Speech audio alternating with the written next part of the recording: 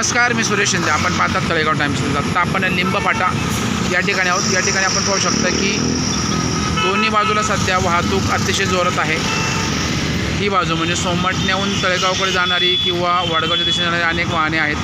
आता या ठिकाणी पाहू शकतो आपण एक PMN बस थांबलेली आहे.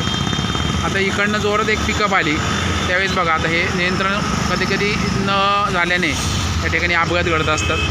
या ठिकाणी सध्या वाहतूक पोलीस किंवा वॉर्डनची सध्या आवश्यकता आहे. या ठिकाणी सिग्नल देखील पुरेशा प्रमाणात नाही. आता अर्धवट या साईडने सुद्धा वेगात गाड्या आहेत आणि या साईडने सुद्धा साधारण 8-10 दिवसानंतर या ठिकाणी किरकोळ अपघात होतातच. परंतु एखादा मोठा भीषण अपघात, एखादा जीवघेणा अपघात झाल्यानंतर काहीतरी उपाययोजना करण्यात अर्थ नाही.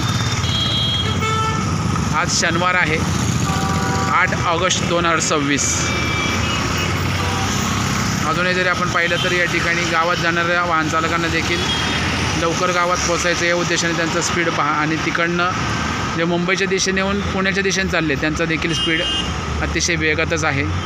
या ठिकाणी निदान सिग्नल यंत्रण जर असेल तर निदान वाहनाचा जो वेग आहे या ठिकाणी कमी होण्याची शक्यता आहे.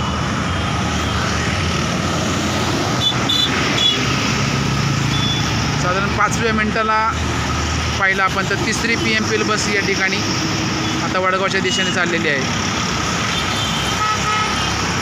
अजूनही इकडच्या गाड्या या अजूनही स्पीडमध्येच येत आहेत.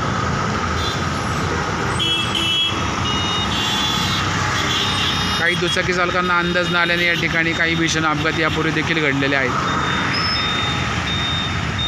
योग्य वेळी सिग्नल व्यवस्था या ठिकाणी जर केली तर पुढचा होणारा संभाव्य अपघात देखील या ठिकाणी टळू शकतो.